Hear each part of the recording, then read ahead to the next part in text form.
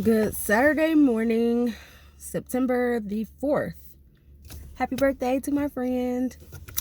Um, I am sitting outside of my job, back in the scrubs, and I just finished orientation, so I'll be on my own tomorrow night, or tonight. Starting off working 4 days straight, 4 12s.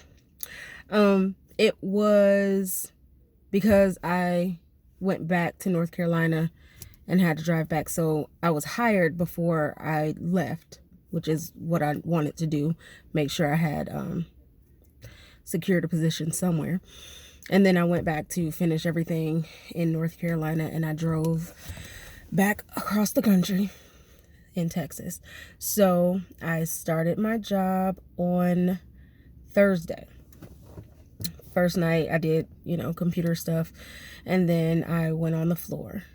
Then last night I was shadowing, and it's still healthcare, so it's, not really anything glamorous, but do it for the right reason. So when I made the decision to make the move and everything, and I was completely burnt out, it wasn't necessarily just the job. That's always a thing for like healthcare workers. You get burnt out. My burnout had burnout. So, that was a major part of it, but it wasn't the full situation where, it was just the job. So I am still in scrubs and still climbing that ladder. My career is not done. This is a job. This is not my career. So I'm going to continue to do what I'm supposed to do and get where I'm supposed to be. So the job itself, it's rehab, long-term care type facility. And like I said, nothing pretty, nothing glamorous. It doesn't seem like it's going to be too bad. I don't know the residents yet to say, it's going to be a pain, because it's heavy work. But as far as right now, it seems to be okay. And yeah, I just kind of wanted to make sure that I had secured a position. Now, the thing with moving to a new state, you always have to like do certifications over and all that stuff. So it's really weird. I know some places you can start a position and then like you have a certain time frame to get everything in order. I had a few phone interviews. I had a couple of Zoom interviews. I had like in-person interviews since I've been here. And a lot of the places are like, oh, well, we have to have your certification for this state before we can hire you. And I'm like, why? So I've completed the paperwork for that to transfer, waiting on something to come back. But they have, here in the facility where I started, they have like a course online where I can do a temporary certification. So I did that. And yeah, I can work with that until everything comes through from North Carolina. So in North Carolina, I was a NA2. That's something I never heard of until I got to North Carolina. But I completed that course, and I was able to do a little bit more with my CNA, working as a NA2. And with that, I'm on the board of nursing. So that's awesome. I like it. However, it doesn't transfer here. And like I said, I hadn't heard of it until I moved to North Carolina. So as far as I know, Michigan doesn't recognize it. Alabama doesn't recognize it. And now Texas doesn't recognize it. So, but I'm still on the board of nursing for North Carolina. Yay. I don't know. That's pretty much it for right now. Like the uniforms, it's not scrubs, so that's different but weird. I think I've only had one other healthcare job where I didn't have to wear scrubs. I think it was like I don't know, a polo shirt and some pants or something. I don't know, it was something weird. And I think eventually we did move on to scrubs, and it's like scrubs kind of make a lot of sense for me personally when working in healthcare. It's like I don't want to wear clothes, if that makes any sense. Probably doesn't, but I don't like to wear clothes. And then polo shirts are just kind of heavy in my opinion, and if I'm cleaning people and they're going one way and I'm pushing another way, it gets hot. It's a lot. Listen, I'm not small, I'm not skinny, and I'm already dealing with extra, and then I'm gonna have on a hot heavy polo shirt and then wrestling with residents too. Yeah, no thanks. But it is what it is, so I have to get new uniforms. I don't really have a lot of scrubs anyway because I got rid of most of them when I started to pack up and move. I was just kind of like, I knew I was going to get back into healthcare. I didn't know what color uniform I would need. And then those were already just worn, and I was over it. So yeah, I get to go uniform shopping. Yay. I do like the little accessories that I get with my uniforms. I like the scrub caps because I do cover my hair at work. Traumatic experience, right? So I had my hair braided. My friend Britannica braided my hair. It was super cute. My natural hair is mostly gray at this point, and she braided my hair the same color, like the actual gray was into the braid, not like a solid gray braid. Anyway, it was really cute. And I had my hair kind of pulled back, but I was helping a resident, or at the time a patient in the hospital, from the bedside commode to the bed. Bedside commode to the bed. There was no sink, no hand sanitizer, no washcloth with soap on, nothing in between.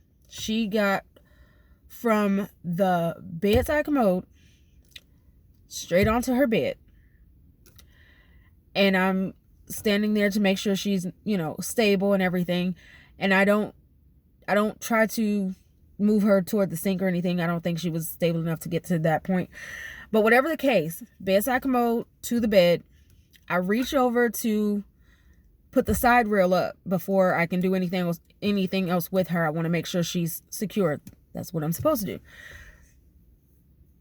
She grabbed my braid. She said, "Oh, your hair is so pretty. What color is this?" Ma'am,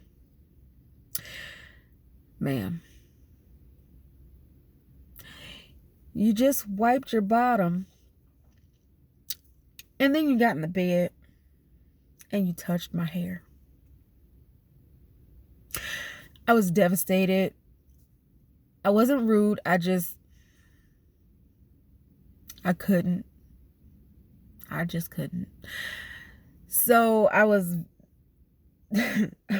at the nurse's station, ready to just cut the braid off. Just like, I don't even care anymore. Just take that one and it's got to go. We did have like sandy wipes, and it wasn't my hair at the point where she touched it, but still, she touched it with her bare hands. I was traumatized for months. And a nurse kept picking with me about it. Every time he walked by, he would like pretend he was going to grab my hair. Yeah, no. So I started buying scrub caps. And I have like the big fluffy ones just in case I have extra hair. But I love my scrub caps. I actually got scrub caps and my goggles and masks. I had a mask before COVID. Cute little kitten mask. It's being washed right now, but I had a mask and then it was like, oh, you can't wear that in the patient's rooms. You're going to scare them. What? It's a kitten face. But okay. You have to have approval for that. Okay. Patients are coughing in my face, but I have to have approval to protect myself and to protect them. I mean, I may have the sniffles or something someday, right? No, they don't care. And then COVID, everybody's wearing a mask, but I wasn't wearing my kitten mask. I needed an N95. I needed to be, secure. So yeah, like I started gearing up way before we had to gear up. Now I'm happy. Like I had my goggles already. I had my hair covered up, which I know that wasn't a thing. We didn't really have to do that part, but yeah, I definitely, don't touch my hair. Don't do that. I don't comb my hair. Like I don't really do anything major to my hair, and I don't get my hair done very often. I'll try to do some little twists or something, but most of the time my hair is covered. So in the video for my birthday, when I was packing up the apartment and moving everything around, and I said that I was going to comb my hair down, I hadn't combed my hair down. I didn't comb my hair down until yesterday.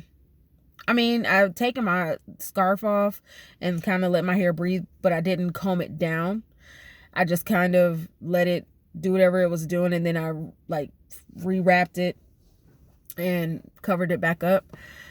But when I did take it off yesterday, I was out running a couple errands before work, and it's Texas. It's hot. It's humid. And then it sprinkled a little bit. I had poodle hair. And that was what I said. I had written a post on Facebook, and I said, I was wrestling with a rug when I was packing up the apartment, and I said I didn't want to sweat my hair out. I wasn't trying to go for poodle hair for my birthday. So on my birthday, I actually didn't comb it down at all. And then when I combed it down yesterday, it was just big fluffy hair. That's not the look I was going for. So we'll see what it looks like today. I'm not going to keep it down because, I'm not going to have that type of time. I have to come back to work. So I'm going to get something to eat, take a shower, lay down, all that good stuff. And probably just sleep and then get up and come back in here and do the job on my own tonight. By my lonely. So yeah, that's pretty much where I am in life right now. Back to work. And I got some information last night from my new coworkers that's gonna kind of help me move along in my career. Yeah, okay, so in North Carolina, I was also a med tech. In med tech, you can work in like assisted living, and I think maybe some long-term care places.